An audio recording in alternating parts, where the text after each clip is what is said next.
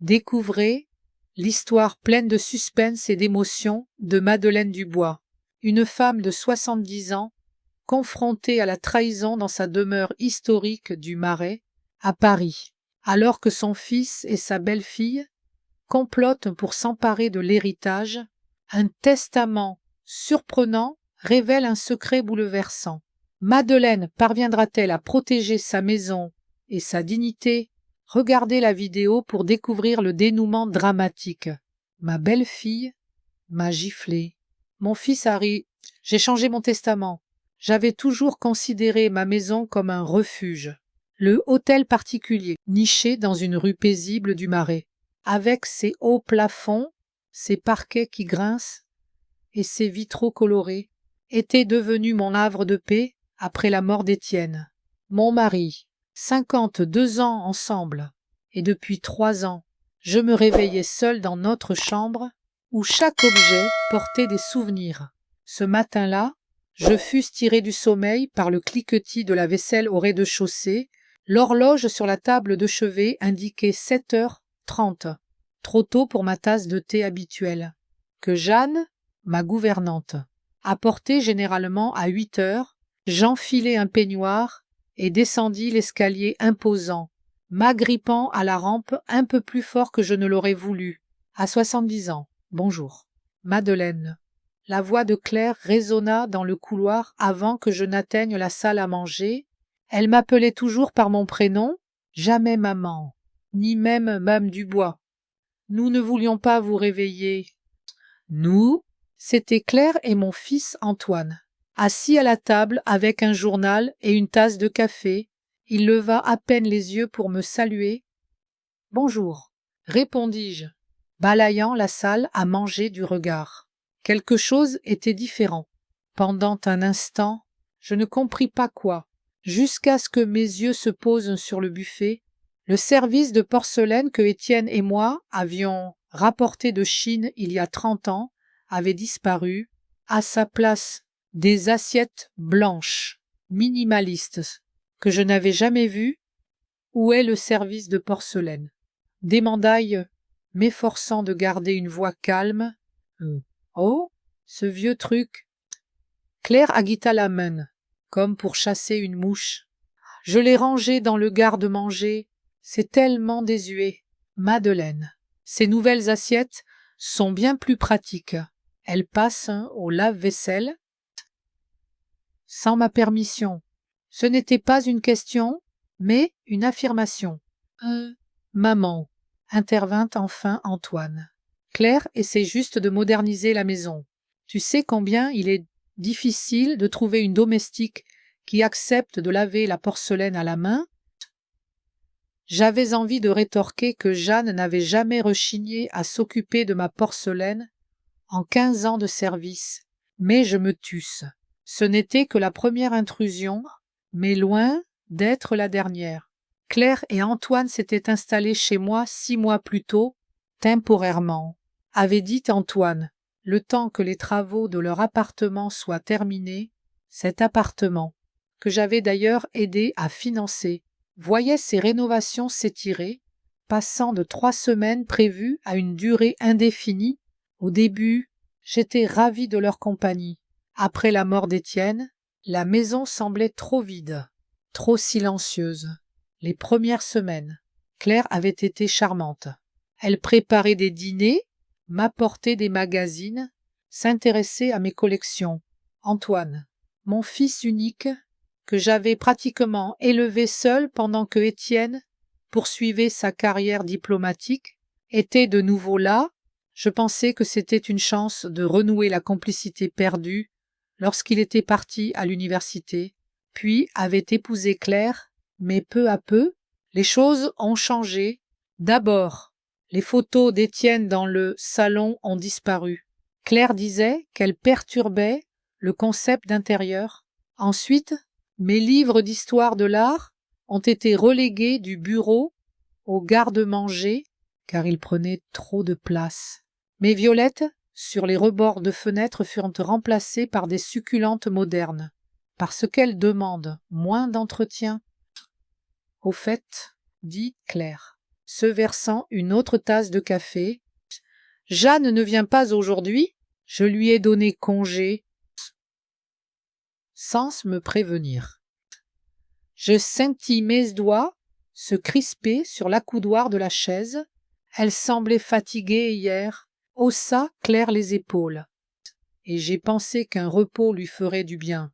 De plus, je suis tout à fait capable de gérer la maison seule. J'ai plein d'idées pour la moderniser. Antoine hocha la tête en signe d'approbation, les yeux rivés sur son journal, toujours le même, évitant le conflit à tout prix, préférant acquiescer à la voix la plus forte dans la pièce. Autrefois, cette voix était la mienne. Maintenant, c'était celle de Claire. Après le petit déjeuner, je montai dans mon bureau, la seule pièce encore épargnée par les modernisations de Claire. Là, parmi mes catalogues d'antiquités et ma collection de tabatières miniatures du XVIIIe siècle. Je me sentais encore moi-même, Madeleine Dubois, une experte en antiquités respectée, dont l'opinion comptait autrefois dans les ventes aux enchères à travers l'Europe. Je m'enfonçais dans un fauteuil et regardais la photo d'Étienne sur le bureau. « Que ferais-tu, mon chéri ?» Pensai-je. Mais il n'y avait pas de réponse. Étienne avait toujours été un diplomate, non seulement de profession, mais par nature. Peut-être aurait-il trouvé un moyen de parler à Antoine sans provoquer de confrontation. On frappa à la porte, et je sursautai. Entrez. C'était Claire, pourtant un plateau. « Je vous ai apporté du thé, » dit-elle avec un sourire qui n'atteignait pas ses yeux. « Je sais que Jeanne vous le sert à cette heure-ci. » Merci. J'acceptai la tasse, remarquant que ce n'était pas mon Earl Grey habituel, mais une sorte de tisane. Qu'est-ce que c'est? J'ai une infusion de camomille et menthe, répondit Claire. C'est plus sain pour vous que ce thé noir corsé que vous buvez. À votre âge, il faut surveiller votre cœur. À votre âge. Cette phrase était devenue un refrain dans nos conversations. À votre âge, il ne faut pas soulever de choses lourdes. À votre âge, mieux vaut ne pas monter les escaliers seul. À votre âge, il est important de suivre un régime. Mon cœur fonctionne parfaitement depuis 70 ans, dis-je sèchement, et je pense qu'il peut supporter un Earl Grey. Claire pinça les lèvres. Je ne fais que veiller sur vous, Madeleine. Antoine et moi voulons que vous restiez en bonne santé le plus longtemps possible. Pour ne pas mourir, avant que les rénovations de leur appartement soient terminées, pensai-je cyniquement, mais je me tusse. À propos, continua Claire, j'ai invité des amis pour le dîner ce soir, rien d'extraordinaire, juste une petite soirée. Chez moi. Je ne pus cacher ma surprise. Eh bien, techniquement, c'est aussi notre maison maintenant, sourit Claire. Et puis, ça vous ferait du bien de voir du monde. Vous passez trop de temps seul. Sourcesmos. Elle sortit, me laissant avec la tisane que je n'avais aucune intention de boire. Autrefois, j'aurais protesté, rappelé que la maison m'appartenait, que j'avais le droit de décider qui y venait et quand. Mais ces derniers temps, je n'avais plus l'énergie de me disputer. Chaque conflit avec Claire se transformait en un théâtre à un seul acteur, où je finissais invariablement par être la belle-mère râleuse et ingrate, et elle, la belle-fille patiente, forcée de supporter mes caprices. Le soir, la maison était remplie d'inconnus, de jeunes couples, des collègues d'Antoine dans son cabinet d'architecture, quelques amis de Claire, tous parlant trop fort, rien trop bruyamment à des blagues peu amusantes, et buvant mon vin, sans même en apprécier la qualité, je restais assise dans un coin du salon, observant Claire virevolter entre les invités, telle une hôtesse de bal. Elle portait une robe de créateur qui coûtait probablement plus que la pension mensuelle d'un retraité moyen. Antoine la suivait, souriant et hochant la tête, tandis qu'elle le présentait comme un architecte talentueux qui ouvrirait bientôt son propre studio. Je savais que ce n'était pas vrai. Antoine n'était qu'un associé junior dans son cabinet, et un studio à lui n'était qu'un rêve. Mais Claire exagérait toujours ses mérites, comme pour convaincre les autres, et elle-même qu'elle avait épousé quelqu'un de plus important qu'il ne l'était. Quand le dîner fut servi, je me retrouvai à l'extrémité de la table, presque à la porte de la cuisine, tandis que Claire s'asseyait à la place d'honneur, celle qui avait toujours été la mienne ou celle d'Étienne. « Madeleine, ça ne vous dérange pas si on met de la musique ?» demanda une amie de Claire, sans attendre ma réponse, se dirigeant déjà vers mon système musical ancien. En fait, je préférerais. Commençai-je, mais Claire m'interrompit. Bien sûr, Daphné, joue ce que tu veux. Madeleine se couche généralement tôt, donc je ne pense pas qu'elle restera longtemps avec nous. Quelques invités échangèrent des regards entendus, et je me sentis comme une gêne à leur soirée. Plutôt qu'une hôtesse à un dîner, la conversation porta sur les voyages. Quelqu'un mentionna Venise, et je ne pus m'empêcher de commenter. Étienne et moi avons passé notre 30e anniversaire de mariage à Venise, dis-je, me tournant vers le jeune couple en face de moi. C'était au début des années 90. Nous logions dans un petit palazzo sur le Grand Canal, et un soir, oh, Madeleine parle encore de ses voyages, m'interrompit Claire bruyamment depuis l'autre bout de la table. Vous ne croiriez pas combien d'histoires elle peut raconter sur chaque ville qu'elle et Étienne ont visitée. Parfois, je pense qu'on a déjà entendu parler de chaque gondole vénitienne. Ah, les invités rirent, et je me tousse, sentant le rouge me monter aux joues. Claire continua, s'adressant maintenant à l'homme assis à côté d'elle. « Êtes-vous allé dans ce nouveau restaurant à Saint-Germain-des-Prés ? On dit que leurs pâtes à la truffe sont incroyables. » La conversation se poursuivit. M'ignorant, comme l'eau contourne un rocher, je restais silencieuse, picorante ma nourriture. Un plat sophistiqué au quinoa que Claire avait commandé au restaurant, alors que j'aurais préféré quelque chose de plus traditionnel. Mes pensées dérivèrent vers les dîners que j'organisais autrefois, quand les invités venaient écouter mes récits sur des trouvailles rares, aux enchères, ou les histoires diplomatiques d'Étienne. À la fin du dîner, je m'excusai discrètement et me levai de table. « J'ai besoin d'un verre d'eau » dis-je, me dirigeant vers la cuisine. « Antoine, va chercher de l'eau pour ta mère, » ordonna Claire. Elle ne devrait pas marcher seule. Au cas où elle tomberait, je me figeai sur place. Au cas où elle tomberait, comme si j'étais invalide, comme si je ne pouvais pas faire 15 pas jusqu'à la cuisine dans ma propre maison. « Je suis parfaitement capable de marcher jusqu'à la cuisine seule, » dis-je, essayant de ne pas laisser ma voix trembler.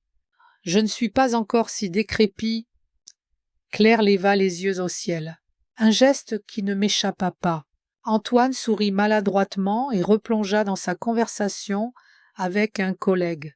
Aucun d'eux ne me défendit, personne ne remarqua même mon humiliation dans la cuisine. Je me versai, non pas de l'eau, mais un verre de vin rouge que je bus d'un trait, chose que je n'avais pas faite depuis des années. Le vin me brûla la gorge, mais c'était une brûlure agréable, un rappel que j'étais encore vivante, encore capable de ressentir. Quand je revins dans la salle à manger, les invités s'étaient déjà déplacés au salon pour le café et le dessert. Je m'assis silencieusement dans mon fauteuil dans le coin, observant Claire exhiber le nouveau vase qu'elle avait placé sur la cheminée, là où se trouvait autrefois la photo de notre lune de miel avec Étienne. « C'est un design exclusif, » dit-elle. « Ça a coûté une fortune, mais il s'intègre parfaitement. » Non, J'avais envie de dire que ce vase ressemblait à une imitation bon marché de l'art nouveau, qu'il n'avait ni âme ni histoire, contrairement à chaque objet que j'avais passé des années à collectionner pour cette maison, mais je restais silencieuse. Les limites de mon influence dans ma propre maison devenaient de plus en plus invisibles, de plus en plus transparentes, jusqu'à ce qu'un jour, je le savais, elle disparaîtrait complètement. Les invités partirent vers minuit. J'étais depuis longtemps montée dans ma chambre, incapable de supporter davantage de sourires faux et de regards condescendants. Allongée dans mon lit, j'entendais Claire et Antoine parler dans le couloir. « Ta mère devient de plus en plus étrange, » dit Claire. « As-tu vu comment elle regardait mon vase, comme si elle voulait le casser ?»« Elle vieillit, c'est tout, » répondit Antoine avec ce ton condescendant qu'il utilisait désormais pour parler de moi. « Elle a du mal à accepter le changement. Il faut sérieusement penser à l'avenir. » La voix de Claire était plus basse, mais je pouvais encore entendre chaque mot. Cette maison est trop grande pour elle seule. Peut-être est-il temps de penser à d'autres options. Je savais ce qu'il voulait dire. Une maison de retraite ou, au mieux, un petit appartement quelque part en périphérie, pendant qu'il s'appropriait ma demeure. La maison qu'Étienne et moi avions transformée en une œuvre d'art, chaque recoin portant une part de nos vies. Je me tournai sur le côté et fermai les yeux, mais le sommeil ne venait pas. Dans l'obscurité de la nuit, la pensée que je repoussais depuis des mois prit enfin forme avec clarté. Mon fils et sa femme attendaient ma mort ou, à défaut, le moment où je serais assez faible pour qu'ils puissent me prendre tout ce qui m'était cher sous prétexte de veiller sur moi. Et le pire, c'était que je ne savais pas comment lutter contre cela. Une semaine passa après ce dîner humiliant. J'essayais d'éviter Claire et Antoine, passant la plupart de mon temps dans mon bureau. Jeanne, de retour après son congé forcé, devint mon alliée silencieuse. Elle m'apportait du thé comme il faut, cuisinait mes plats préférés, et s'attardait parfois pour discuter, une vraie conversation, pas les phrases condescendantes dont ma belle-fille me gratifiait. Le mercredi, Antoine annonça que nous aurions un dîner familial le dimanche. « Juste nous trois, » dit-il avec ce sourire spécial qu'il avait d'enfant, quand il voulait un biscuit de plus avant le coucher. Comme au bon vieux temps, je le regardais avec scepticisme, mais accepté. Une partie de moi espérait encore que nous pourrions restaurer ce qui avait été perdu entre nous, peut-être dans un cadre plus intime, sans étrangers. Antoine redeviendrait mon fils. Au lieu d'être un appendice sans volonté de sa femme, le dimanche, je portais ma robe préférée en soie bleue qu'Étienne avait rapportée du Japon. Elle était démodée, mais élégante. Et surtout, elle me rappelait les temps où j'étais aimée et respectée. Je sortis même un collier de perles que je ne portais que pour les grandes occasions. Claire remarqua ma tenue quand je descendis pour le déjeuner. « Comme c'est gentil de vous être habillé ainsi pour notre petit repas, » dit-elle d'un ton qui aurait pu passer pour un compliment, si ce n'était la légère moquerie dans ses yeux. Cette robe devait être très à la mode autrefois. J'ignorai la pique et m'assis à la table. Dressé non pas dans la salle à manger, mais dans le petit salon, le service était impeccable. De la porcelaine blanche, passe-ma chinoise, bien sûr, des verres en cristal, des couverts en argent, que Claire, à ma surprise, n'avait pas encore remplacé par quelque chose de plus moderne. « J'ai pensé que ce serait plus chaleureux ici, » expliqua Claire, remarquant mon regard. « La salle à manger est trop formelle pour un dîner familial. » J'y hochai la tête, décidant de ne pas discuter pour des détails. Antoine apparut avec une bouteille de vin, l'une de celles que je conservais dans la cave pour les occasions spéciales. « J'ai choisi votre préféré, maman, » dit-il, me montrant l'étiquette d'un château Margaux de 2000. Il a coûté une fortune, remarquai-je, mais sans reproche. C'était agréable qu'il se souvienne de mes goûts. « Rien n'est trop beau pour vous, » sourit Antoine. Et pendant un instant, je vis en lui le garçon que j'avais élevé. Attentif, gentil, sincère. Jeanne apporta le premier plat, une soupe crème d'asperges, faite selon ma recette. C'était un petit acte de résistance de sa part. Je le savais, préférant les plats exotiques que Claire commandait dans les restaurants. Délicieux. Jeanne, dis-je, goûtant la soupe. Parfait comme toujours. Un peu fade, dit Claire, touchant à peine son assiette, mais ça ira pour un déjeuner du dimanche. Antoine commença à parler d'un nouveau projet dans son cabinet, la restauration du théâtre des Bouffes du Nord, un théâtre historique à Paris. Il décrivit en détail comment lui et ses collègues prévoyaient de préserver les ornements anciens tout en intégrant une technologie moderne pour redonner vie à ce lieu. J'écoutais avec un intérêt sincère.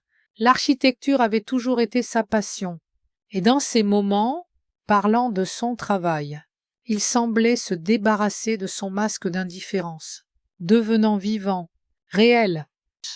C'est merveilleux. Mon chéri, dis-je quand il eut fini, restaurer des bâtiments historiques est une tâche si noble, ton père serait fier.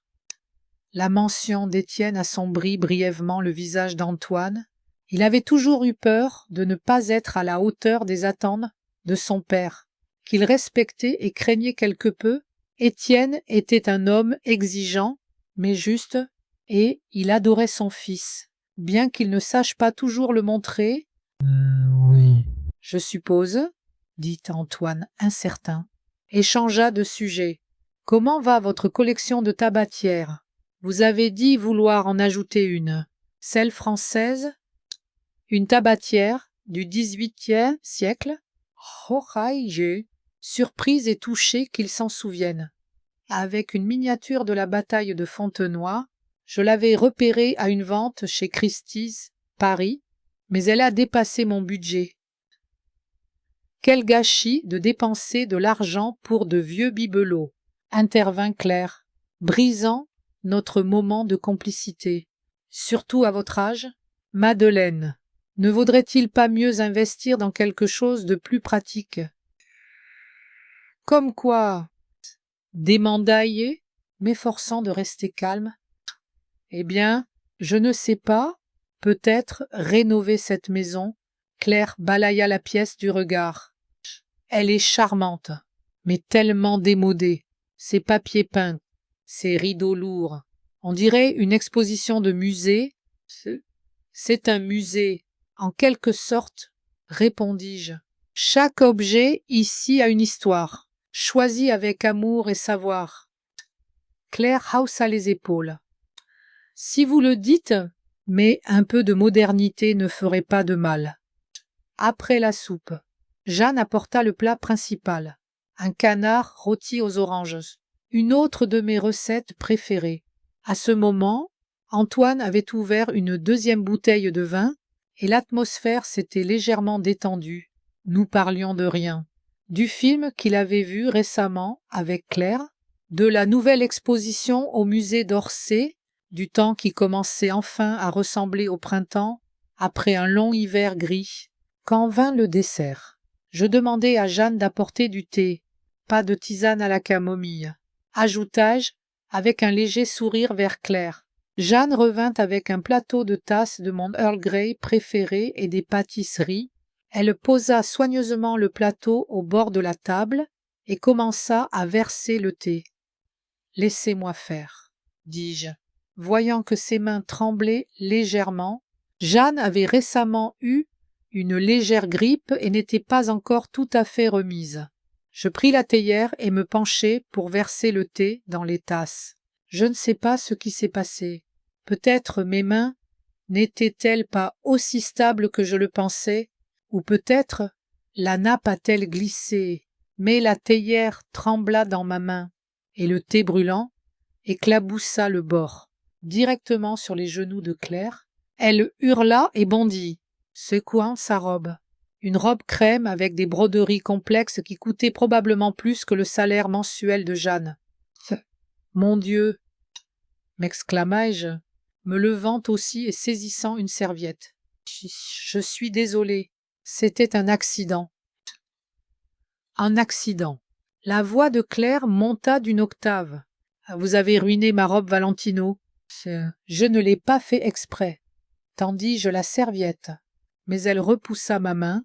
Ah, bien sûr, pas exprès, dit-elle entre ses dents, et comme vous n'avez pas voulu critiquer mon choix de décoration, comme vous n'avez pas voulu rappeler Étienne à Antoine, comme vous n'avez pas voulu me ridiculiser devant mes amis à ce dîner. Claire, s'il vous plaît, intervint Antoine, s'interposant entre nous. C'était juste un accident. Un accident. Claire se tourna vers lui, le visage déformé par la colère. Ta mère fait tout pour nous compliquer la vie depuis que nous sommes ici. Elle sabote chaque tentative que je fais pour rendre cette maison confortable pour nous. C'est ma maison, dis-je doucement, mais fermement. Et je ne sabote rien. J'essaie juste de préserver ce que Étienne et moi avons construit au fil des années. Étienne, Étienne, Étienne. Claire agita les mains. Tout ce qu'on entend, c'est lui. On dirait que le temps s'est arrêté à sa mort. Mais savez-vous quoi, Madeleine? Le monde avance. Les gens changent. Les maisons changent. Tout change. Sauf vous, coincés dans le passé, vous accrochant à de vieux objets et souvenirs, comme s'ils pouvaient vous protéger de la réalité. Et quelle est la réalité? Claire, j'ai démandaillé, sentant la colère monter en moi comme une vague, que vous et mon fils attendez ma mort pour vous approprier cette maison, que vous prévoyez de m'envoyer en maison de retraite à la première occasion.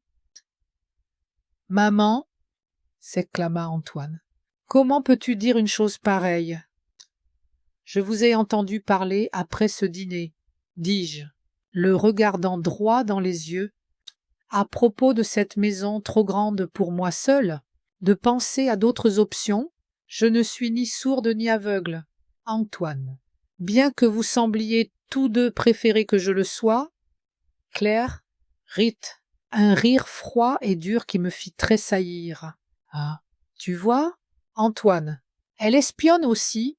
Quelle preuve de plus as-tu besoin qu'elle est une vieille femme sénile, voyant des conspirations là où il n'y en a pas? Je ne suis pas sénile, dis-je, faisant un pas vers elle, et je ne vous permettrai pas de me parler ainsi dans ma propre maison. Votre maison. Claire marqua une pause, puis dit lentement, avec une cruauté calculée, cette maison sera la nôtre plus tôt que vous ne le pensez, Madeleine, et la première chose que je ferai, quand elle sera à nous, c'est me débarrasser de tout ce bric-à-brac ancien et en faire quelque chose digne du XXIe siècle. J'ai senti le sang se retirer de mon visage. Elle avait dit à voix haute ce que je soupçonnais depuis longtemps, mais l'entendre était comme un coup dans l'estomac. Sur mon cadavre, dis-je doucement. S'il le faut, rétorqua Claire avec un sourire qui n'atteignait pas ses yeux. Assez, Antoine s'interposa entre nous, le visage blême. Claire, c'est inacceptable. Maman, tu as mal compris notre conversation. Nous sommes juste inquiets pour toi. C'est tout. Inquies. J'ai le regardé amèrement. Tu appelles ça de l'inquiétude. Ta femme me chasse systématiquement de ma propre maison, m'humilie devant des invités, change les choses sans ma permission, et tu restes là à regarder. Elle exagère, comme toujours, dit Claire, s'adressant à Antoine, comme si je n'étais pas dans la pièce. Tu vois pourquoi j'ai dit qu'il fallait sérieusement réfléchir à son état, cette paranoïa, ces accusations. Je ne suis pas paranoïaque, m'exclamai-je, ma patience enfin rompue, et je ne vous permettrai pas de me traiter comme si j'étais inapte.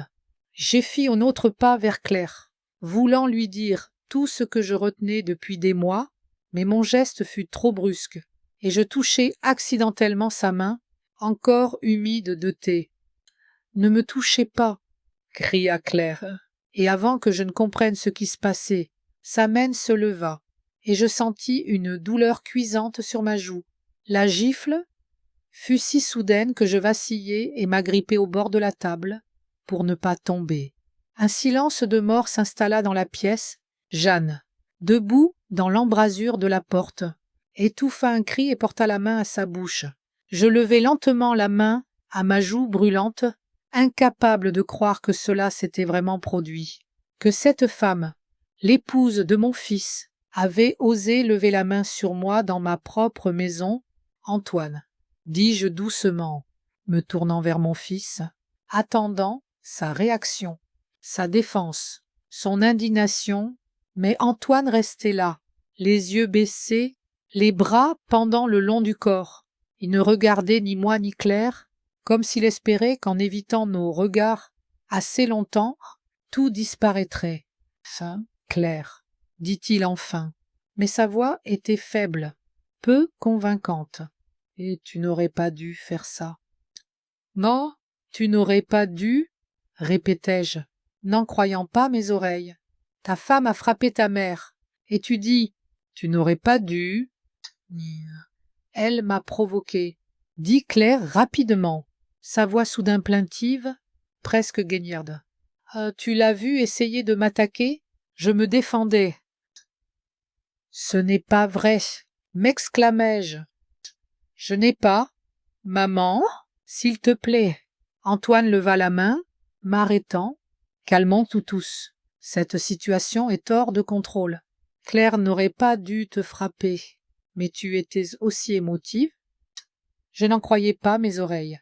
Mon fils, mon unique enfant, celui que j'avais élevé seul après la mort d'Étienne, celui à qui j'avais tout donné mon temps, mon amour.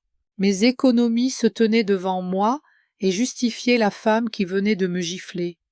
Tu la défends, c'est des mandailles, et ma voix semblait étrange, même à moi, trop calme, trop détachée, comme si cela n'arrivait pas à moi, mais à quelqu'un d'autre. Je ne défends pas, j'essaie juste d'être objectif. Antoine releva enfin les yeux, mais il regardait, non pas moi, mais quelque part au-dessus de ma tête. Vous vous êtes toutes deux comportées de manière déraisonnable. Ce déraisonnable, répétai-je lentement, goûtant le mot, c'est déraisonnable d'exiger du respect dans sa propre maison, c'est déraisonnable d'attendre que mon propre fils prenne mon parti quand sa femme m'insulte et m'humilie.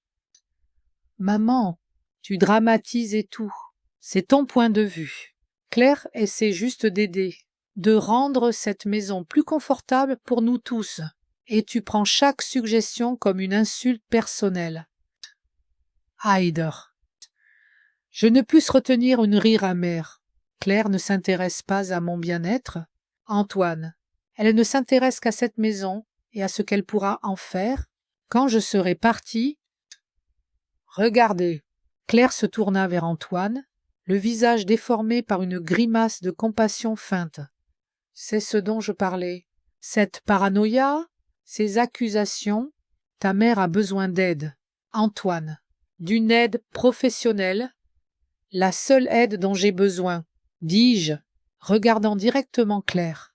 C'est que vous quittiez tous les deux ma maison. Claire ouvrit la bouche, feignant que la surprise, puis se tourna vers Antoine avec un regard qui disait « Je te l'avais dit ». « Maman, tu ne peux pas être sérieuse », commença Antoine, mais je l'interrompis. « Je suis on ne peut plus sérieuse. Je veux que vous fassiez vos valises et que vous partiez ce soir. »« C'est insensé, » s'exclama Claire. « Antoine, dis-lui que c'est fou. » Antoine soupira, se frottant l'arête du nez, comme il le faisait toujours quand il était contrarié ou embarrassé. « Maman, nous ne pouvons pas partir aujourd'hui. Tu le sais, les travaux de notre appartement ne sont pas terminés. Si, des travaux qui durent depuis 6 mois. L'interrompis-je. C'est étrange que ça prenne si longtemps. On dirait presque qu'ils n'ont jamais existé. Bien sûr qu'ils existent, s'indigna Antoine. Il y a juste eu des complications et assez de mensonges. Dis-je fatigué. Je sais que, dès le début, vous aviez prévu de rester ici pour toujours. Temporairement, au début, puis de me pousser dehors peu à peu, et ensuite quoi? Une maison de retraite. Un petit appartement quelque part en banlieue, hors de vue, pendant que vous vous partagez mon héritage. Maman. Antoine semblait sincèrement choqué, mais je ne croyais plus à ses réactions. Comment peux-tu penser ainsi de nous? Ça. Comment suis-je censé penser? Demandai-je. Après tout ce qui s'est passé ces mois-ci, après ce qui s'est passé aujourd'hui, je touchais de nouveau ma joue, encore brûlante, de la gifle. Claire me regardait sans l'ombre d'un remords, seulement avec un calcul froid dans les yeux. Si vous ne partez pas aujourd'hui, dis-je, me redressant de toute ma hauteur, je vais modifier mon testament. C'était un coup au hasard, mais il atteignit sa cible. Je vis Claire tressaillir. Et Antoine blêmir encore plus. Maman, ne parlons pas de ces choses, dit-il d'un ton conciliant. Nous sommes tous fatigués et bouleversés. Pourquoi ne pas reporter cette conversation à demain, quand nous serons tous calmés? Non, secois-je la tête, pas après que ta femme m'a frappé et que tu es resté là à regarder. Je me tournai et me dirigeai vers la porte. Où vas-tu? Ça demanda Antoine. Chez Lucien Morel, répondis-je, sans me retourner. Oh, mon avocat? Maintenant? Antoine semblait incrédule. Ah, maman, c'est dimanche soir. Il ne sera pas? Il viendra? Dis-je fermement. Lucien vient toujours. Quand je l'appelle? C'était vrai. Lucien Morel n'était pas seulement mon avocat, il était un ami de la famille depuis des décennies. Quelqu'un en qui Étienne avait une confiance absolue et le seul à tout savoir de nos finances et affaires juridiques. Je quittai la pièce, laissant Antoine et Claire dans un silence abasourdi, et montai dans mon bureau. Je fermai la porte et m'effondrai dans mon fauteuil, sentant soudain mes forces m'abandonner. Ma main revint à ma joue, et je fus surprise de trouver des larmes coulant sur mon visage. Mais ce n'étaient pas des larmes de douleur ou de peur, c'étaient des larmes de détermination. La gifle de Claire n'avait pas été seulement un coup physique, elle avait été la goutte d'eau, un moment de clarté. Maintenant, je savais exactement ce que je devais faire. Je pris le téléphone et composai le numéro de Lucien. Lucien n'arriva pas tout de suite. Il appela, s'excusa, et dit qu'il ne pourrait être chez moi que le lendemain matin. Ne prenez pas de décision hâtive, Madeleine, conseilla-t-il de sa voix mesurée et apaisante. Je promis d'attendre jusqu'au matin, mais je ne promis pas de ne pas réfléchir. La nuit enveloppa ma demeure comme un nuage d'encre. Je restais allongé dans mon lit, écoutant les sons de la maison, le craquement des parquets, le tic-tac de l'horloge ancienne dans le couloir, le bourdonnement lointain du système de chauffage. Tous ces sons, familiers et chers, semblaient maintenant étrangers, comme si la maison se détournait de moi, préférant les nouveaux propriétaires. Je me levai, enfilai mon peignoir et allai à la fenêtre. Le marais dormait. Seules quelques fenêtres scintillaient dans l'obscurité, et les réverbères projetaient des cercles de lumière fantomatique sur le trottoir. Quelque part là dehors, au-delà de ces murs, il y avait un autre monde, un monde dans lequel je me sentais autrefois confiante, un monde qui semblait maintenant distant et inaccessible. Ma joue vibrait encore légèrement de la gifle, non pas tant de la douleur physique, le coup n'avait pas été fort, mais de l'humiliation, de la réalisation que ma belle-fille avait osé lever la main sur moi, et que mon fils ne m'avait pas défendu. Comment en était-on arrivé là? Où avais-je fait fausse route pour qu'Antoine devienne si indifférent? J'ouvris le tiroir de ma table de chevet et sortis un vieil album photo à la reliure de cuir usé. Étienne se moquait toujours de mon habitude de conserver des photos physiques à l'ère numérique. Pourquoi as-tu besoin de ces albums poussiéreux, quand tu peux stocker des milliers de photos sur ton ordinateur? Demandait-il. Mais j'ai toujours cru que les vraies photos, celles qu'on peut tenir dans ses mains, avaient une magie particulière. Elles conservent non seulement les images, mais aussi le toucher et les émotions de ceux qui les ont tenues. La première photo de l'album était d'Étienne et moi le jour de notre mariage. Moi dans une robe blanche simple, lui dans un costume sombre, tous deux si jeunes, si pleins d'espoir. C'était en mai 70. J'avais seulement 21 ans, Louis 26. Il débutait sa carrière diplomatique. Je terminais mes études universitaires, spécialisées en histoire de l'art. Nous nous sommes rencontrés à une exposition de Claude Monet au musée Marmottan, Monet à Paris. Je me tenais devant Nymphéas, absorbé par le jeu de lumière et de couleurs, quand j'entendis une voix grave. Je me demande ce qu'il voyait vraiment, ces taches de couleur ou un rêve de lumière. Je me tournai et vis un homme grand, aux yeux gris attentifs et au sourire discret.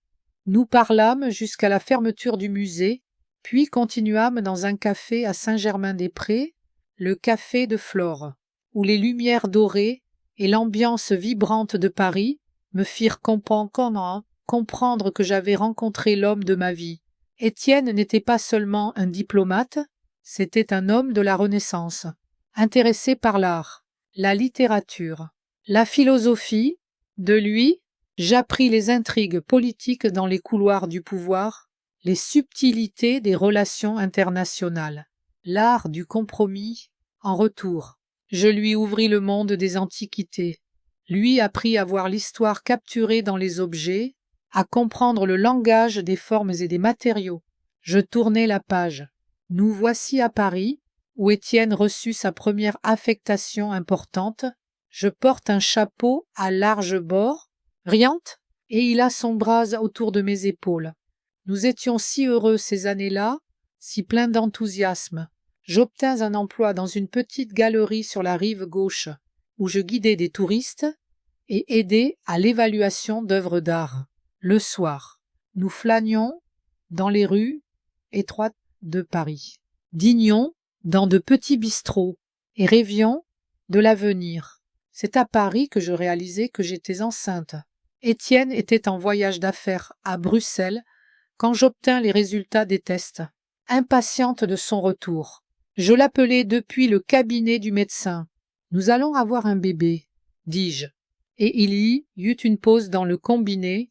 Pendant un instant, j'eus peur qu'il ne soit pas heureux, mais j'entendis sa voix, brisée par l'émotion. « Hein, Madeleine, c'est la plus merveilleuse nouvelle du monde. » La photo suivante me montre dans une chambre d'hôpital, tenant un petit paquet dans mes bras. Antoine naquit un matin de printemps. Après 18 longues heures de travail, Étienne resta à mes côtés tout le temps, tenant ma main, me disant que j'étais la femme la plus forte qu'il connaissait. Quand l'infirmière posa notre fils sur ma poitrine, je vis des larmes couler sur le visage d'Étienne. « Il est magnifique, » murmura-t-il, touchant doucement la petite main d'Antoine. Nous l'avions nommé Antoine en l'honneur du grand-père d'Étienne, un explorateur qui avait passé la moitié de sa vie à étudier les cultures du Moyen-Orient. Étienne l'espérait que son fils hériterait de sa passion pour l'apprentissage, sa curiosité pour le monde. D'une certaine manière, c'est ce qui s'est passé. Antoine était un enfant curieux, mais ses intérêts étaient ailleurs. Il aimait les jeux de construction, pouvait passer des heures à bâtir des structures complexes avec des blocs, et en grandissant, il commença à dessiner des bâtiments, des ponts, des gratte-ciels, des châteaux. Je feuilletai quelques pages. Voici Antoine sur son premier vélo. Avec un grand sourire et des genoux écorchés, nous voici en famille à Venise. Antoine a environ 10 ans, nourrissant des pigeons sur la place Saint-Marc. Voici sa remise de diplôme du primaire. Il se tient fièrement droit, diplôme en main, et Étienne et moi sommes de chaque côté, si fiers, si heureux. La vie de diplomate signifiait des voyages constants. Les 15 premières années de la vie d'Antoine, nous avons changé 5 pays, Paris, Rome, Le Caire, Paris encore, puis Tokyo. Chaque déménagement était un nouveau défi pour lui, une nouvelle école, de nouveaux amis, une nouvelle langue. Je voyais combien c'était difficile pour lui, comment il se refermait sur lui-même après chaque adieu à un autre ami. Étienne disait que cela forgeait le caractère, enseignait l'adaptation, mais j'étais inquiète. Peut-être est-ce à ce moment que j'ai commencé à le surprotéger, essayant de compenser l'instabilité de notre vie. Quand Antoine eut 16 ans, Étienne et moi prîmes une décision difficile. Étienne fut affecté à Singapour, mais je décidai de rester à Paris avec Antoine, pour qu'il puisse terminer son lycée sans changer de système éducatif avant l'université. Ce fut le début de notre vie à 2 foyers. Étienne venait quand il le pouvait, Antoine et moi prenions l'avion pour les vacances, mais la plupart du temps, j'étais seule avec mon fils adolescent. Je m'arrêtai sur une photo prise à cette époque. Antoine est en uniforme d'une prestigieuse école privée, moi à côté de lui, et nous nous tenons devant cette maison même, ma demeure actuelle, que nous avions achetée quand nous décidâmes de nous installer à Paris. Étienne n'est pas sur la photo. Il apprenait lors d'une de ses courtes visites. Ce furent des années difficiles. Antoine traversait une adolescence turbulente, et j'essayais de concilier mon rôle de mère célibataire avec le développement de ma carrière. À ce moment-là, je m'étais déjà établie comme experte en antiquité, spécialisée dans les miniatures et les arts décoratifs du XVIIIe siècle. Je travaillais comme consultante dans plusieurs maisons de vente aux enchères, écrivais des articles pour des revues spécialisées, commençais à constituer ma collection. L'argent ne manquait jamais, le salaire d'Étienne était correct, et mes revenus de consultante croissaient progressivement, mais le temps manquait cruellement. Je ratais des réunions parents-professeurs à cause des enchères, je ne pouvais pas toujours aider Antoine avec ses devoirs, et j'étais souvent trop fatiguée pour les longues conversations qu'il aurait probablement voulu avoir avec moi. Je compensais financièrement. Si Antoine exprimait un intérêt pour quelque chose, je l'achetais immédiatement, que ce soit un vêtement de marque, des jeux vidéo ou des cours d'art. Quand il voulut partir en voyage scolaire à Rome, je payais non seulement le voyage, mais organisais aussi, pour lui et ses amis, une visite privée de partie du Vatican interdite aux touristes, en utilisant les relations d'Étienne. Pour son 18e anniversaire, je lui offris sa première voiture, pas la plus chère, mais prestigieuse et élégante. Étienne trouvait cela excessif, que nous gâchions le garçon, mais j'insistais, il mérite le meilleur, dis-je alors, et Étienne céda. Comme presque toujours quand il s'agissait d'Antoine, je tournais quelques pages. Voici Antoine recevant son diplôme de l'École nationale supérieure d'architecture de Paris-Belleville, l'une des écoles d'architecture les plus prestigieuses au monde. Étienne et moi étions présents à la cérémonie, fiers et émus. Antoine rayonnait, tenant le diplôme pour lequel nous avions payé une somme considérable. Puis vinrent ses premiers pas dans la profession. J'utilisais toutes mes relations pour lui obtenir un poste dans un bon cabinet d'architecture. Étienne était à la retraite à ce moment-là, et nous vivions enfin ensemble dans cette maison. Antoine venait souvent dîner, parlant de ses projets, de ses collègues, de ses ambitions. Il rêvait d'ouvrir son propre studio, et Étienne et moi discutions de la manière dont nous pourrions l'aider financièrement. Et puis, Claire apparut. Je feuilletai l'album jusqu'à une photo de leur mariage. Antoine en smoking. Claire dans une robe blanche somptueuse qui, je le réalise maintenant, coûtait plus qu'il ne pouvait se permettre. Ils se rencontrèrent lors d'une collecte de fonds, sponsorisée par le cabinet d'architecture d'Antoine. Claire travaillait dans les relations publiques, organisant des événements pour des clients fortunés. Elle était et est toujours une belle femme, grande, élancée, avec un goût impeccable et des manières irréprochables. Du moins, c'est ce qu'il semblait au début. Étienne ne l'aima pas immédiatement.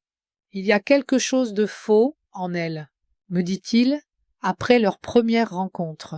Mais je balayais ses réticences. Je voyais combien Antoine était heureux, comment il s'épanouissait à ses côtés, devenait plus confiant, et puis, elle était vraiment charmante, s'intéressait à mes collections, écoutait les histoires d'Étienne sur le service diplomatique, apportait de petits cadeaux quand elle venait dîner.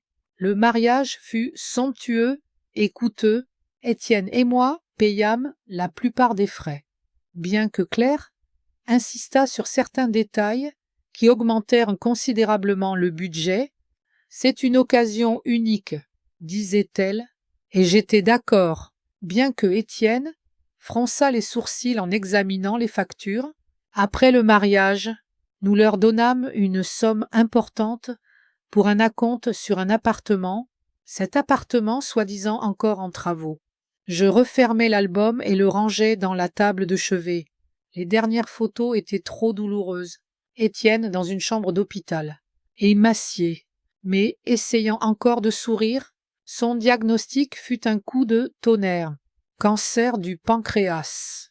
Stade avancé, 6 mois, 1 an maximum, avait dit le médecin, évitant de nous regarder dans les yeux. Étienne vécut 8 mois d'effacement progressif, de douleurs de plus en plus difficiles à contrôler, et de discussions, des discussions sans fin sur le passé, l'avenir, ce qui comptait vraiment. Prends soin d'Antoine, me dit-il, un des derniers jours, mais ne le laisse pas, ni personne d'autre. Diriger ta vie, tu es plus forte que tu ne le penses. Madeleine. Je n'en étais pas sûre à l'époque. Quand Étienne disparut, je me sentis perdue, dévastée. Antoine et Claire me soutinrent les premières semaines, mais retournèrent ensuite à leur vie. Je me plongeai dans mon travail, passant mes journées dans les enchères et les expertises, essayant de combler le vide. Et puis, il y a 6 mois, ils apparurent sur le seuil avec des valises et annoncèrent des rénovations dans leur appartement. J'étais heureuse de leur compagnie, heureuse d'avoir de nouveau une famille autour de moi. Comme cette joie s'était vite transformée en amertume, je m'approchai de la fenêtre. Le ciel commençait à s'éclaircir, l'aube teintant l'horizon d'un rose doux. J'avais passé toute la nuit à me remémorer, et maintenant que le matin approchait inexorablement, je voyais tout avec une clarté percutante. J'avais toujours trop donné à Antoine et trop peu exigé en retour. J'avais compensé son manque de temps par de l'argent et des cadeaux. Lui avait permis de penser que le monde existait pour sa commodité. J'avais créé un homme qui pense qu'il ne doit rien à personne, qui ne voit rien de mal à ce que sa femme insulte et humilie sa mère. Et Claire, je le réalise maintenant. Étienne avait raison, il y avait toujours quelque chose de faux en elle, quelque chose de prédateur. Elle voyait Antoine, non pas tant comme un mari, mais comme un moyen d'accéder à notre fortune, à cette maison, à la vie qu'elle pensait mériter. La sonnerie du téléphone me tira de mes pensées. C'était Lucien, m'informant qu'il serait chez moi dans 1 heure. Je pris une douche, m'habillai et descendis dans la cuisine pour préparer du thé. La maison était silencieuse. Antoine et Claire devaient encore dormir ou m'éviter. Peu importait. Ma décision était prise. Quand j'entendis la sonnette, je ressentis l'étrange calme qui vient avec une clarté absolue. Je savais ce que je devais faire, et j'étais prête à en assumer les conséquences. Jeanne, fidèle Jeanne, fit entrer Lucien dans mon bureau. Il entra, grand et droit, malgré ses plus de 70 ans, portant une mallette en cuir usé que je me souvenais avoir vue. Semblait-il toute ma vie. Mais bonjour, Madeleine, dit-il, et sa voix grave était comme une ancre dans la mer déchaînée de mes émotions. Vous souhaitiez me voir pour une affaire urgente. Oui, Lucien, répondis-je, désignant le fauteuil en face de moi. Je veux modifier mon testament. Lucien Morel s'installa confortablement dans le fauteuil, posant sa mallette en cuir démodé sur ses genoux, la lumière matinale, filtrant à travers les hautes fenêtres de mon bureau, accentuait les rides profondes sur son visage. Une carte d'une longue vie d'expérience et de sagesse. Modifier le testament, répéta-t-il pensivement, sans montrer ni surprise ni désapprobation. Puis-je demander ce qui a motivé cette décision? Je touchais ma joue, où persistait la sensation fantomatique de la gifle d'hier. Il y a eu un incident hier, commençai-je, essayant de parler calmement et objectivement, comme si je racontais la vie de quelqu'un d'autre. Ma belle-fille, Claire, m'a giflé pendant un dîner familial. Mon fils ne m'a pas défendu. En fait, il a justifié ses actions. Lucien inclina légèrement la tête, son regard plus acéré. C'est une accusation grave, Madeleine. Ce n'est pas une accusation, Lucien. C'est un fait, me redressai-je dans mon fauteuil. Et ce n'est que le point culminant de mois d'humiliation et de négligence de leur part. Ils se sont installés dans ma maison il y a 6 mois, soi-disant temporairement, à cause de travaux dans leur appartement. Depuis, Claire essaye méthodiquement de me chasser de ma propre vie, changeant les meubles sans ma permission, donnant des ordres à mes domestiques, m'humiliant devant mes invités. Je m'arrêtai, sentant la colère monter de nouveau en moi. Je pris une profonde inspiration. J'ai passé une nuit blanche à réfléchir à ma vie, à ma relation avec Antoine. J'ai réalisé que je l'avais toujours trop gâté, toujours donné plus que je n'exigeais en retour. Et le résultat est un homme qui peut regarder sa femme, insulter sa mère et ne rien y trouver de mal. Lucien écoutait sans m'interrompre, son visage impassible, mais je voyais de la compréhension et de la sympathie dans ses yeux. « Je comprends vos sentiments, Madeleine, dit-il enfin, mais modifier votre testament est une étape sérieuse. Êtes-vous sûr de ne pas prendre cette décision sous le coup de l'émotion? Je n'ai jamais été aussi sûr de quoi que ce soit, répondis-je fermement. Ce n'est pas une réaction impulsive. Lucien, c'est le fruit d'une longue réflexion. Je ne veux pas que mon héritage aille à des gens qui ne me respectent pas, ni tout ce que j'ai créé. Lucien hocha la tête et ouvrit sa mallette, sortant un carnet et un stylo. Dans ce cas, discutons des détails. Quels sont vos souhaits pour le Nouveau Testament? Je me dirigeai vers la fenêtre, regardant le matin au marais, paisible, élégant, intemporel. Cette vue m'apaisait toujours, me rappelant la continuité, la façon dont la vie se poursuit, même après nous. Ma maison, commençai-je, me tournant vers Lucien. Je ne veux pas qu'Antoine et Claire l'aient. Je veux qu'elle revienne à la ville pour devenir un musée et un domaine, un hôtel particulier avec son mobilier original et une collection d'antiquités. Je pense que cela serait intéressant et éducatif pour le public. Lucien nota mes paroles sans commenter. Quant à ma collection d'antiquités, continuai-je, je veux en léguer la majeure partie à Élodie Martin. Élodie. Lucien haussa les sourcils. Votre voisine. Oui, souris-je, pensant à la jeune femme qui était devenue plus proche de moi que ma propre famille ces dernières années. C'est une restauratrice talentueuse avec une profonde compréhension et un respect pour le passé. Elle appréciera ces objets, non seulement pour leur valeur matérielle, mais pour l'histoire qu'ils portent. Je retournai à mon fauteuil et m'assis, rassemblant mes pensées.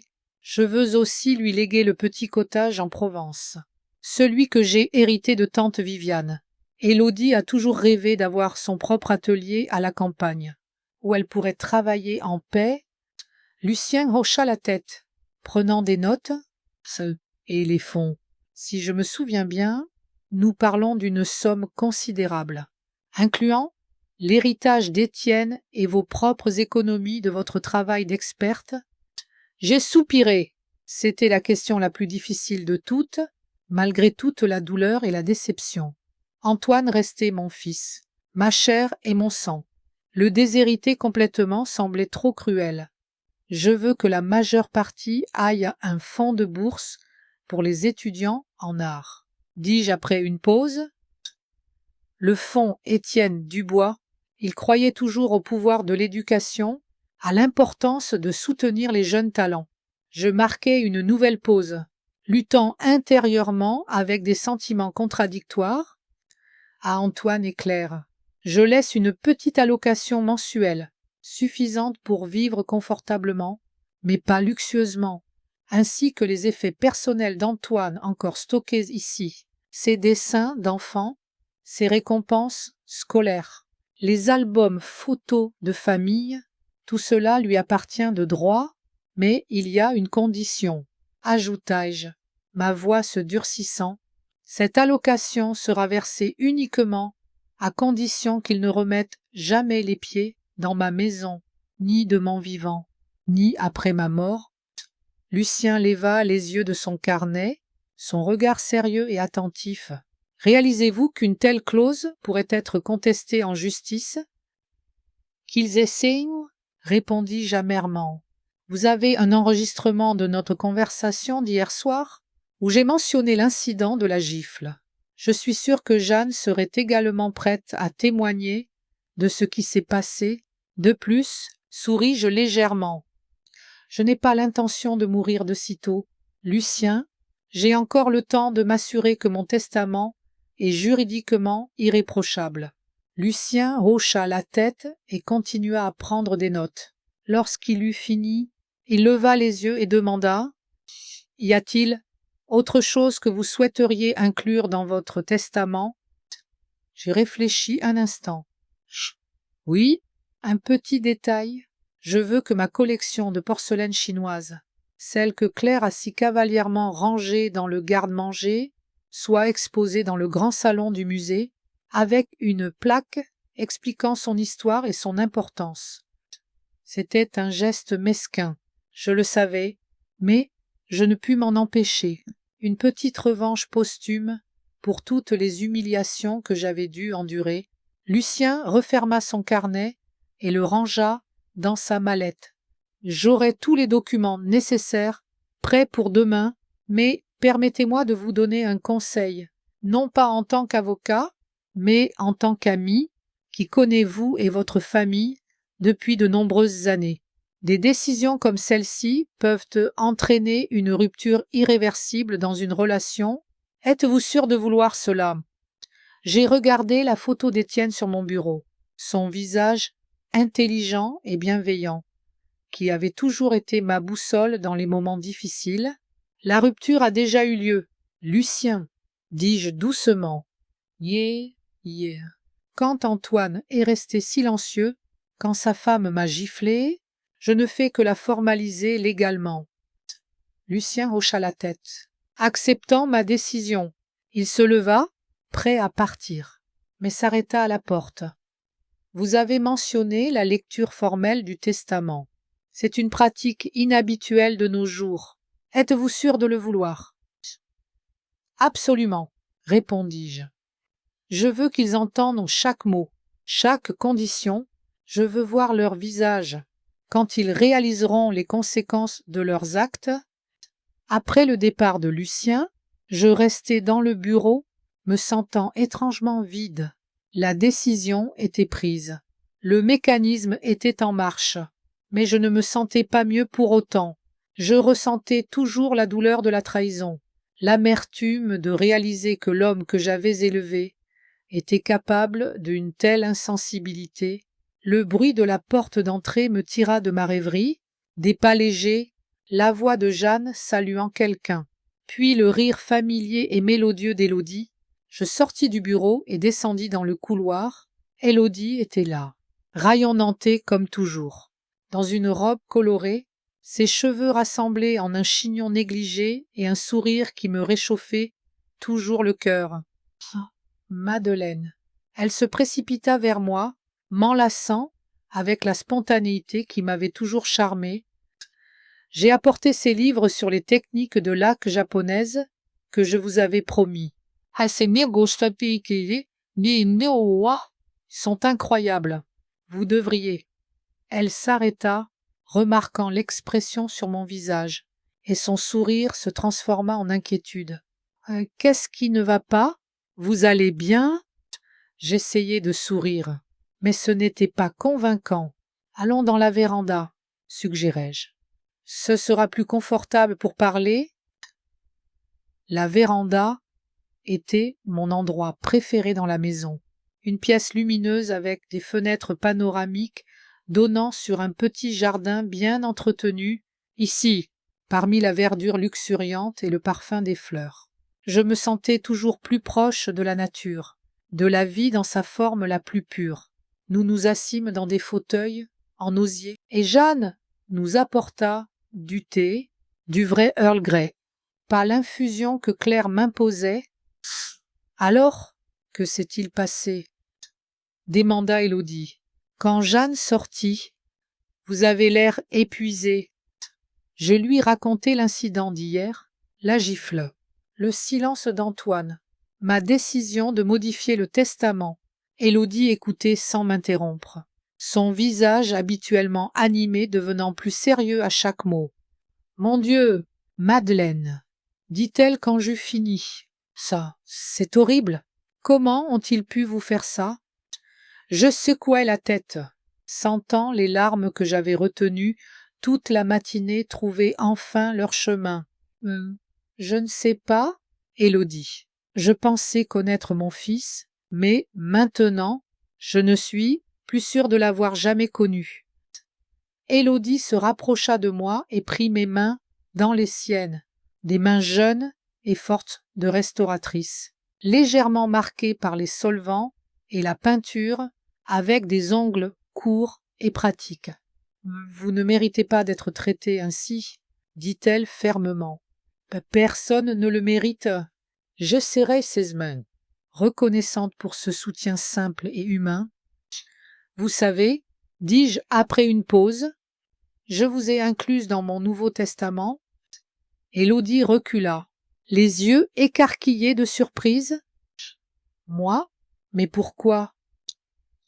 Parce que vous le méritez, répondis-je simplement, parce que vous comprenez la valeur du passé, parce que vous respectez l'histoire et la tradition, parce que vous me rappelez moi-même, quand j'étais jeune, aussi passionnée, aussi dévouée à mon travail. Je ne lui donnai pas les détails. Cela aurait semblé indélicat, comme si j'achetais son amitié ou sa gratitude. Mais la vérité était que, ces 2 dernières années, depuis qu'Élodie avait emménagé à côté et était venue se présenter avec un cadeau de biscuits faits maison, elle était devenue presque la fille que je n'avais jamais eue. Nous nous étions rencontrés par hasard. Elle sonna à ma porte pour demander si le bruit des travaux dans sa maison, où elle installait un atelier, me dérangeait.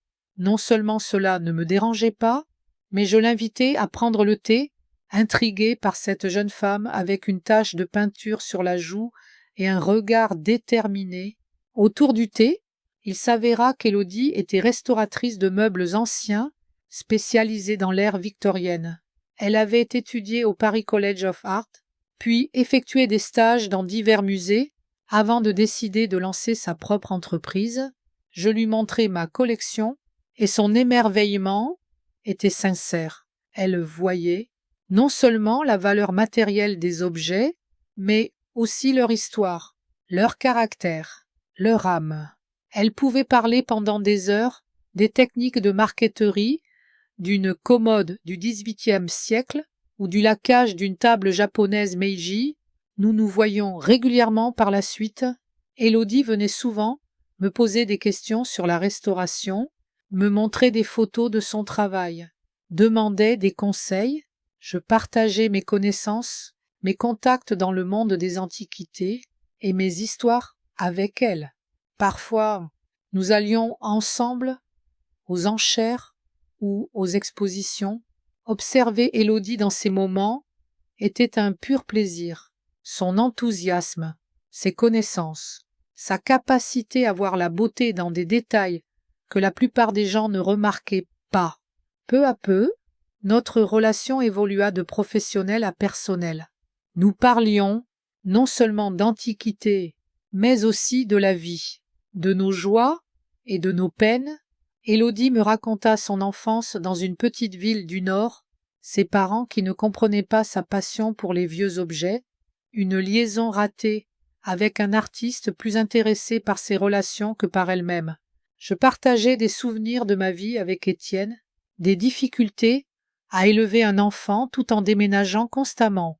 De mes triomphes et échecs professionnels, Élodie écoutait avec un réel intérêt, posait des questions, offrait son point de vue, frais, jeune, mais toujours respectueux de mon expérience. Après la mort d'Étienne, c'est Élodie qui fut là pour moi, mais soutenant, non pas avec des mots bruyants de sympathie, mais avec une présence discrète, une aide pratique, et la capacité de me distraire de mes pensées sombres par des conversations sur l'art et la beauté. Quand Antoine et Claire s'installèrent chez moi, nos rencontres avec Élodie devinrent moins fréquentes, en partie parce que Claire avait clairement fait comprendre qu'elle trouvait notre amitié étrange et inappropriée. « Que pourriez-vous bien avoir en commun avec cette fille ?» demandait-elle avec un léger rictus. « N'est-ce pas avec nous que vous devriez passer votre temps ?» Mais nous trouvions toujours des moyens de nous voir. Les jours où Antoine et Claire étaient absents pour affaires, dans un café à proximité, ou dans l'atelier d'Élodie, où je pouvais la regarder travailler pendant des heures, m'émerveillant de la précision de ses mouvements, de sa patience, de son respect pour le matériau. Je ne sais pas quoi dire. La voix d'Élodie me ramena à la réalité. Je n'attendais pas, je n'imaginais pas. Vous n'avez rien à dire, répondis-je, doucement. Je n'attends ni remerciements, ni mots spéciaux. Je voulais juste que vous le sachiez. Élodie secoua la tête, ses yeux brillants de larmes non versées. Ce n'est pas une question de gratitude, Madeleine. C'est juste que vous comptez tellement pour moi, plus qu'une mentor ou une amie. Vous. Elle chercha ses mots. Vous m'avez montré que je pouvais être ce que je voulais, que ma passion pour les vieilles choses n'était pas une bizarrerie, mais une vocation. Vous avez cru en moi quand je ne croyais pas en moi-même.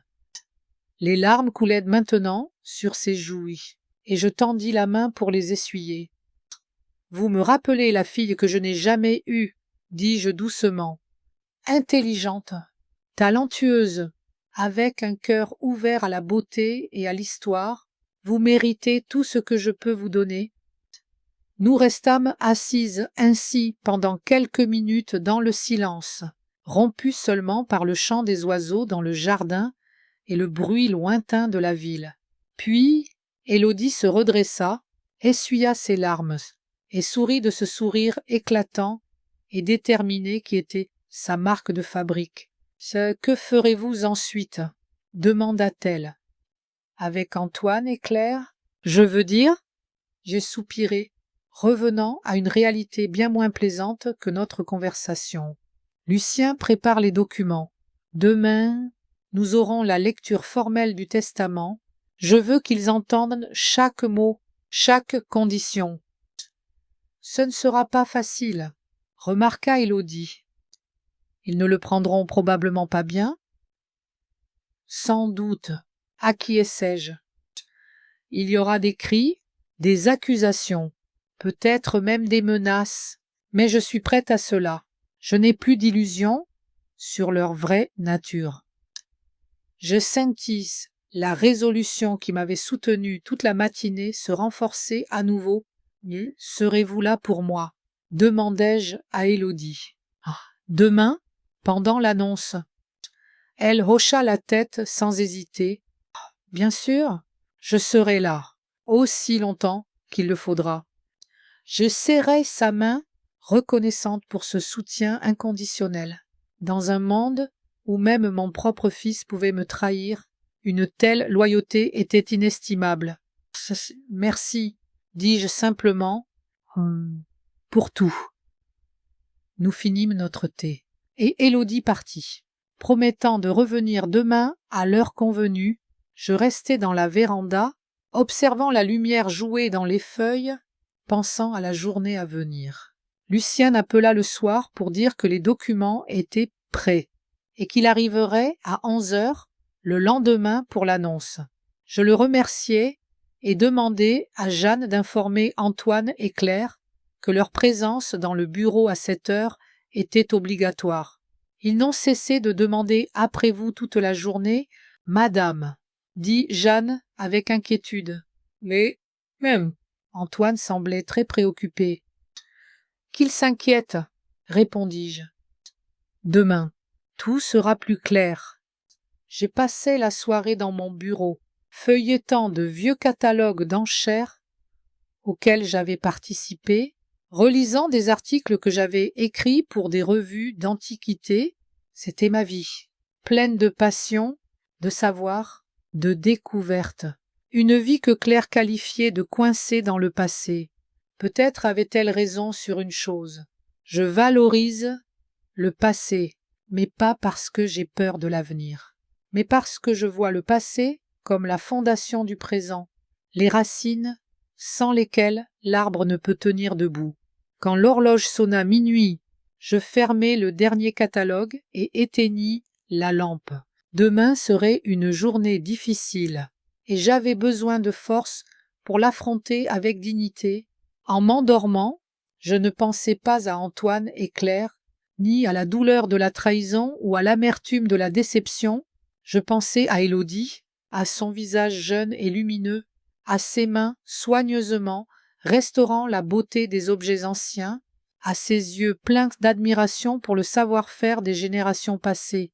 Peut-être était-ce la vraie continuité, non pas dans le sang ou le nom, mais dans une passion partagée, dans une compréhension commune de la valeur du passé, dans un respect partagé pour l'histoire et la tradition. Et si c'était le cas, j'avais trouvé ma véritable héritière. Le matin de l'annonce du testament fut étonnamment clair et ensoleillé, comme si la nature elle-même avait décidé de me soutenir en ce jour difficile.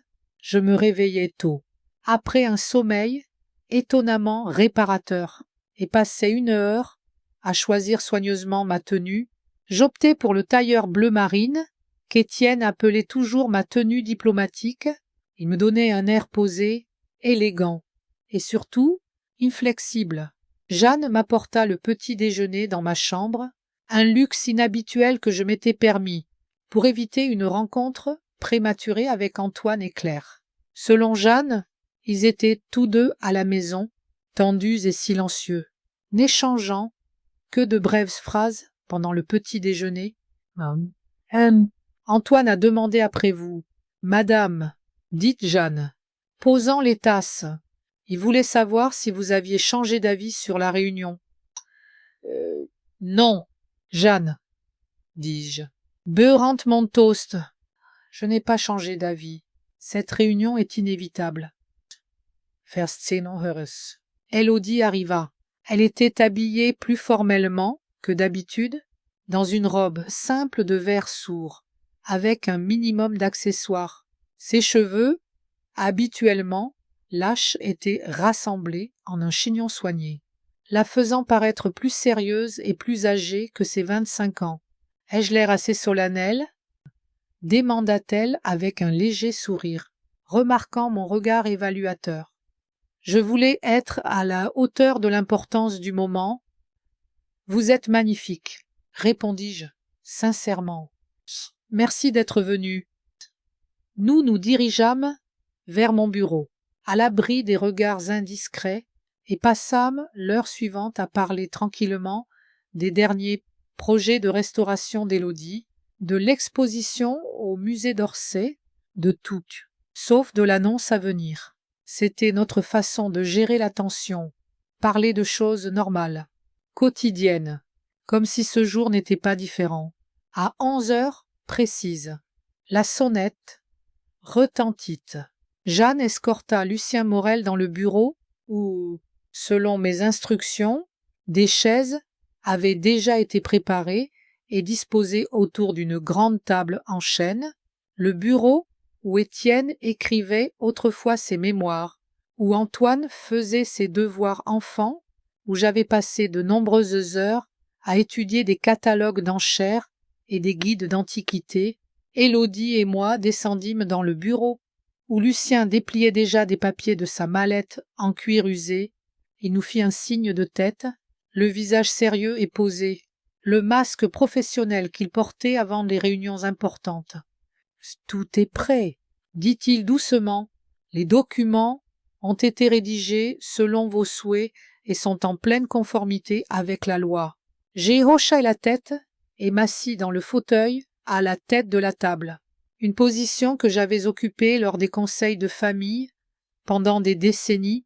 Élodie s'assit à ma gauche, Lucien à ma droite.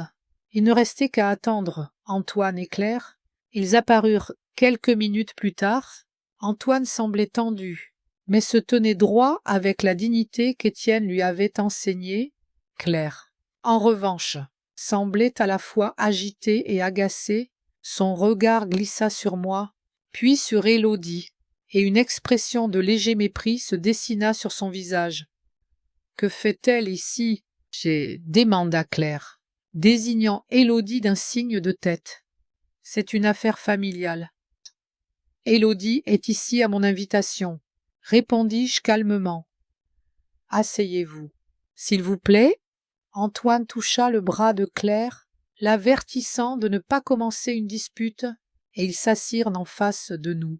Il y eut une pause gênante, que Lucien interrompit en se raclant la gorge. « Merci à tous pour votre présence, » commença-t-il d'un ton formel. « Nous sommes ici à la demande de Madame Madeleine Dubois pour la lecture de son Nouveau Testament, établi et signé hier, le 8 juin 2025. » Claire jeta un rapide coup d'œil à Antoine, un éclair de triomphe passant dans ses yeux.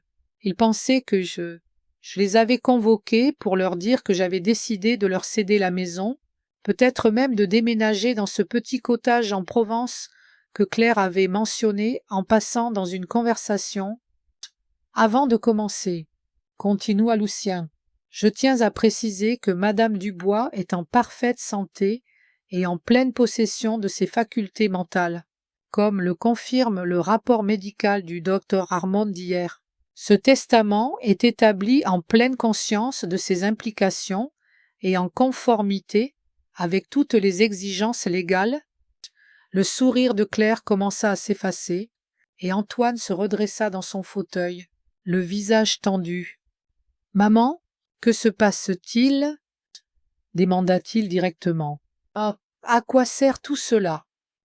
J'ai regardé mon fils, mon unique enfant, celui que j'aimais plus que la vie, pour qui j'avais sacrifié mes rêves et ambitions, à qui j'avais donné le meilleur de moi. « Patience, Antoine, » dis-je calmement. « Tu le sauras bien assez tôt. » Lucien mit ses lunettes et commença à lire. Moi, Madeleine Élisabeth Dubois, étant saine d'esprit et de jugement, révoque et annule par la présente tous les testaments précédents et dispose de mes biens comme suit. » Les visages d'Antoine et de Claire changèrent progressivement. Au fur et à mesure que Lucien lisait les clauses du testament, d'abord l'étonnement, puis l'inquiétude, puis, lorsqu'il arriva à la clause sur la cession de la demeure à la ville, pour en faire un musée, un choc pur et non dissimulé. « C'est une plaisanterie, » interrompit Claire, sa voix montant d'une octave. « Vous ne pouvez pas être sérieuse. » « Veuillez ne pas interrompre. Madame Dubois, » dit Lucien sévèrement, « vous aurez l'occasion de parler après la lecture complète du document Claire se renfonça dans son fauteuil, le visage déformé par une rage à peine contenue. Antoine restait immobile, le regard fixé sur la table devant lui. Lucien continua la lecture. Lorsqu'il arriva au paragraphe sur le transfert de la collection d'antiquités et du cottage en Provence à Élodie Martin, Claire ne put se contenir. « À elle !» s'exclama-t-elle, pointant un doigt tremblant vers Élodie. « Vous laissez vos précieux trésors à cette fille sortie de nulle part. Vous avez perdu la raison. » « Claire, » dit Antoine d'un ton d'avertissement, mais il était trop tard. « Ne me fais taire. » Se tourna-t-elle vers lui, le visage rouge de colère. « Ne vois-tu pas ce qui se passe? Ta mère nous déshérite au profit d'une inconnue tout ce qui aurait dû nous revenir. » Madame Dubois, intervint Lucien, haussant la voix, je vais devoir vous demander de respecter l'ordre, sinon je devrai interrompre la lecture. Au diable votre lecture. Claire bondit de son siège. C'est une farce. Cette vieille sorcière est folle si elle pense pouvoir nous faire ça. Claire, ça suffit. Antoine se leva à son tour, saisissant son bras. Arrête, tu ne fais qu'aggraver les choses. J'observais la scène avec un calme remarquable. C'était comme regarder une pièce de théâtre, émotionnelle, mais détachée de moi personnellement. Élodie, assise à mes côtés, était pâle mais composée. Sa main glissa discrètement vers la mienne sous la table, et je serrai ses doigts avec gratitude. Peut-être devrions-nous faire une pause, suggéra Lucien, me regardant. Non, répondis-je fermement. Continuez, s'il vous plaît, je veux que tout soit dit aujourd'hui. Claire se rassit. Me lançant un regard haineux, Antoine posa une main sur son épaule, soit pour la calmer, soit pour l'empêcher d'exploser à nouveau. Lucien poursuivit la lecture. Lorsqu'il arriva au paragraphe sur le fonds de bourse commémoratif Étienne Dubois, je remarquai un tremblement sur le visage d'Antoine. Il aimait son père, cherchant toujours à obtenir son approbation. Savait-il à quel point Étienne serait profondément déçu par son comportement actuel? Enfin, Lucien atteignit la dernière clause, celle de l'allocation mensuelle pour Antoine et Claire, à condition qu'ils ne franchissent plus jamais le seuil de ma maison. Cette condition n'est ni négociable ni modifiable. Loute Lucien. En cas de violation de cette condition par Antoine-Étienne Dubois ou son épouse, Claire-Marie Dubois, les paiements cesseront immédiatement et tous les fonds destinés à leur usage seront transférés au fonds de bourse susmentionné. Une silence si profonde s'installa qu'on pouvait entendre le tic-tac de l'horloge ancienne sur la cheminée. Lucien plia les documents et retira ses lunettes. Ceci conclut la lecture du testament de Madame Madeleine Dubois. Y a-t-il des questions? Des questions. Claire rit. Un rire rauque et unatural. J'ai une seule question. Comment avez-vous pu laisser cette farce être légalisée? Elle est clairement folle. J'ai déjà indiqué, Madame Dubois, que le rapport médical confirme la pleine capacité de votre belle-mère, répondit Lucien calmement.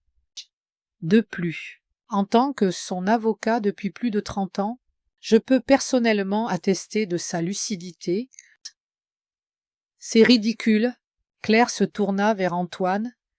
Dis quelque chose. C'est ta mère, ton héritage. Antoine leva lentement les yeux, et je vis en eux un étrange mélange d'émotions, colère, confusion, et peut-être une lueur de compréhension. « Maman, » dit-il doucement, s'adressant à moi pour la première fois depuis notre réunion. « Pourquoi? Est-ce à cause de ce qui s'est passé au déjeuner? À cause de ce que Claire... » « Ne m'accuse pas !» l'interrompit Claire. « C'est elle qui a tout commencé. Elle a renversé le thé sur moi exprès pour ruiner ma robe. » Assez. Je me levai et tout le monde se tut. Je n'ai pas pris cette décision hier ou avant-hier. Elle mûrissait en moi depuis des mois, alors que je vous voyais tous deux essayer progressivement de me chasser de ma propre vie. L'incident d'hier n'a été que la goutte d'eau. J'ai regardé directement Antoine. Tu es mon fils, et je t'aimerai toujours. Mais je ne peux pas respecter un homme qui reste silencieux pendant que sa femme insulte et humilie sa mère, qui justifie une gifle en disant j'étais émotif, qui est prêt à trahir sa famille, son héritage. Pourquoi un décor moderne, une nouvelle vaisselle qui passe au lave-vaisselle? Antoine baissa la tête, incapable de soutenir mon regard. C'est ton choix, Antoine, continuai-je, et ce sont ses conséquences.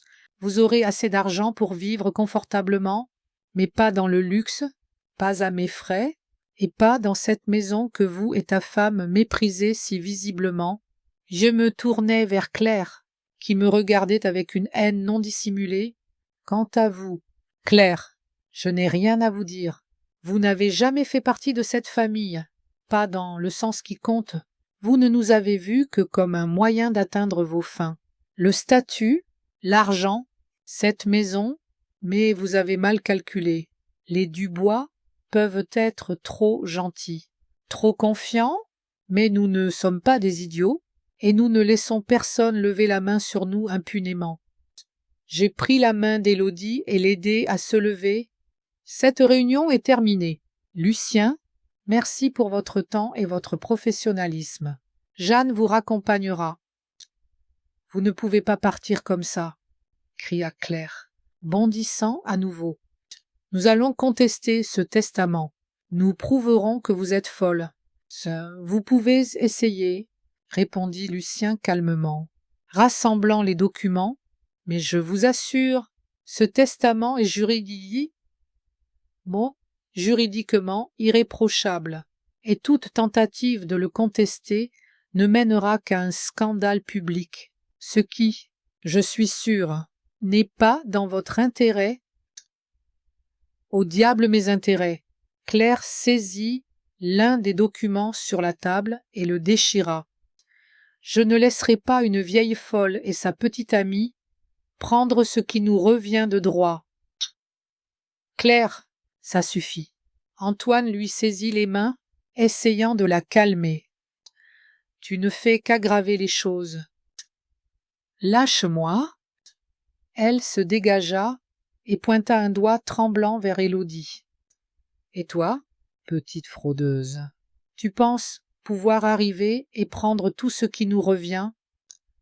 Élodie, qui était restée silencieuse jusqu'à présent, releva la tête et regarda directement Claire.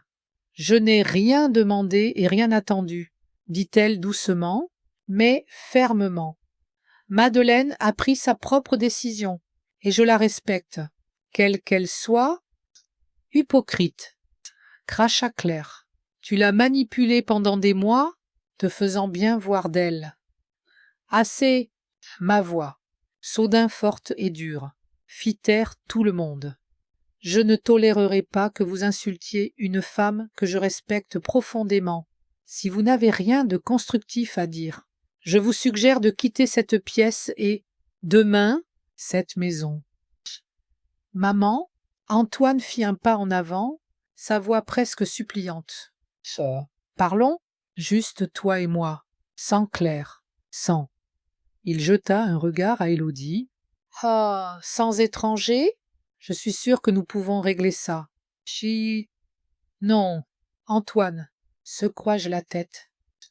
Il est trop tard pour parler. Tu as fait ton choix. Quand tu es resté silencieux après que Claire m'a giflé, quand tu as excusé son comportement, quand tu l'as laissé me chasser lentement de ma propre maison, je me dirigeai vers la porte, Élodie me suivant. Les documents qui resteront en votre possession sont des copies. Dites Lucien, rassemblant sa mallette, les originaux sont conservés en lieu sûr. Je vous conseille de réfléchir soigneusement à vos prochaines démarches. Nous quittâmes le bureau. Laissant Antoine et Claire dans un silence abasourdi, Lucien nous fit ses adieux dans le hall, promettant de rester en contact si son aide était nécessaire. Je me sentais étrangement légère, comme si je m'étais débarrassée d'un poids lourd que je portais depuis trop longtemps. Élodie proposa de rester avec moi, mais je déclinai. « J'ai besoin d'un peu de temps seule, » dis-je, serrant sa main. « Mais merci pour ton soutien. Tu ne sais pas à quel point cela compte pour moi. » Après son départ, je me dirigeai vers la véranda, mon endroit préféré dans la maison. Une oasis de calme et de beauté. Jeanne m'apporta du thé, du vrai Earl Grey, fort et parfumé, comme je l'aime. Je m'assis dans le fauteuil en osier, observant la lumière jouer dans le feuillage, savourant la paix et le silence. Pour la première fois depuis des mois, je me sentais maîtresse de ma propre maison, de ma propre vie.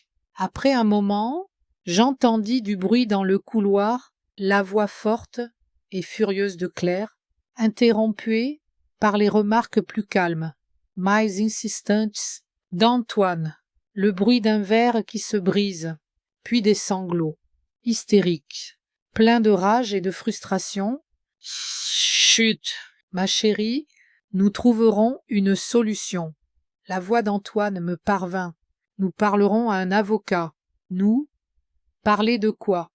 cria Claire.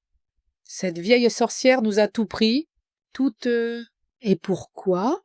Pour donner à une fille au hasard et à une bande d'étudiants inconnus. C'est toujours ma mère. » La voix d'Antoine semblait fatiguée, et elle a le droit de disposer de ses biens comme elle le souhaite. Elle est folle. Sanglota Claire. Et si tu ne le vois pas, alors tu es aussi fou qu'elle. Nous devons nous battre. Nous devons contester ce testament. Non, Claire, dit Antoine fermement. Lucien a raison. Toute tentative de contester le testament ne mènera qu'à un scandale. Nous recevrons une allocation mensuelle, c'est suffisant pour... Suffisant. Claire rit hystériquement. Ce sont des miettes, des aumônes, alors que nous aurions pu tout avoir. Sa voix se transforma en cri. Puis il y eut le bruit de pas, le claquement d'une porte. Et ensuite, le silence à nouveau. Je pris une gorgée de thé, surprise par mon calme. Je m'attendais à ressentir de la douleur, de l'amertume, peut-être même des regrets, mais à la place, il n'y avait qu'une satisfaction tranquille face à la décision que j'avais prise et un sentiment de clôture.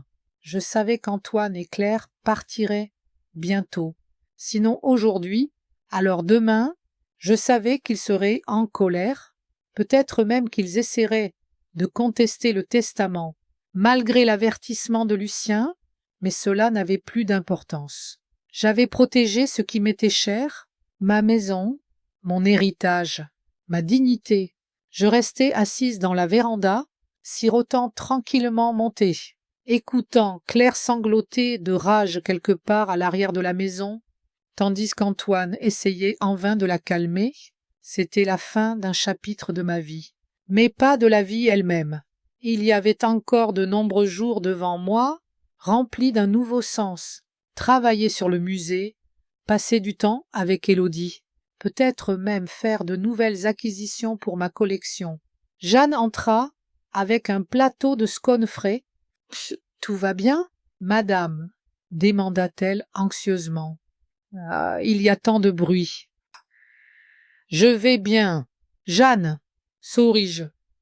Ce n'est qu'une tempête dans un verre d'eau. Ça passera bientôt. » Et Jeanne hocha la tête et sortit. Et je continuai à savourer mon thé, regardant mon jardin, ma vie, qui, malgré toutes les pertes et les déceptions, était encore pleine de beauté et de possibilités. Après tout, comme Étienne aimait à le dire, la vie n'est pas ce qui vous arrive, mais ce que vous en faites.